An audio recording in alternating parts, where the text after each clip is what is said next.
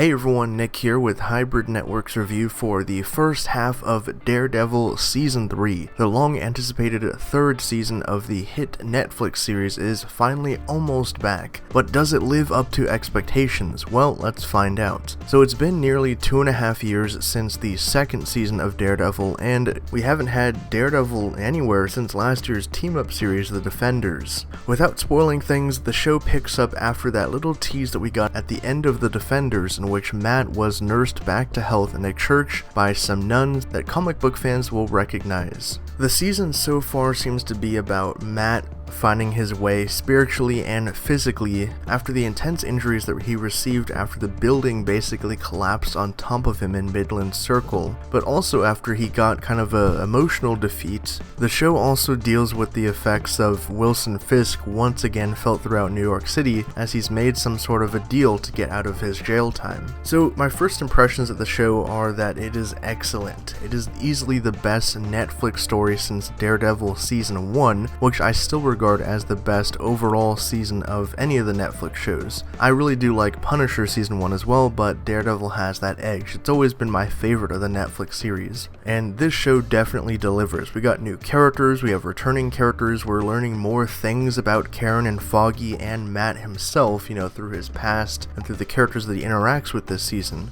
With Fisk returning as one of the major villains this season, we also tend to learn a bit about him as well and kind of where he's at and what he's accomplished in his time in prison, and it's pretty terrifying. He gives birth to a new villain in this season, which will be Bullseye, that fans have been long waiting to see in the Netflix universe, played by Wilson Bethel. Now, we're first introduced to Bethel's character agent Benjamin Poindexter, who's one of the aliases that Bullseye does use in the comic books. This version of Bullseye, though, is a stark contrast to the one that Colin Farrell played in the 2003 Affleck film. While that Bullseye was a high-energy jester, this Bullseye is very deranged and psychotic. Then again, we can't really judge him because in this season we're seeing his origin story, so we're seeing how he became Bullseye. But there's definitely seeds that are planted there that comic book fans will recognize from the get-go with his character. There's also another supporting character in this season named Agent Nadeem, and he reminds me a bit of Agent Madani from Punisher.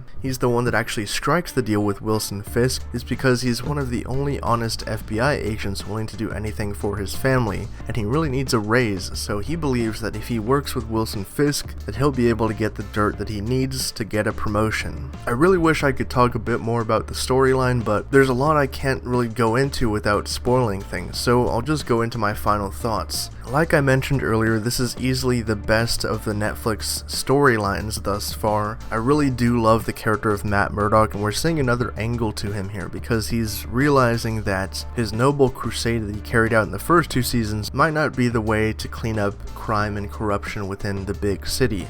Overall, I'm going to give Daredevil Season 3, the first 6 episodes, a 9 out of 10. Very little things wrong with the show. I think most of it worked. Maybe a couple character subplots here and there didn't really connect all together, but the big meat of the storyline and the characters really worked this season. Can't wait to see how it's going to evolve throughout the rest of the show. Post your thoughts down in the comments below. Are you guys excited to see Daredevil Season 3 on Netflix October 19th? And how hyped are you to see the Netflix version of Bullseye? For more updates on Daredevil and everything pop culture, be sure to subscribe to HN Entertainment.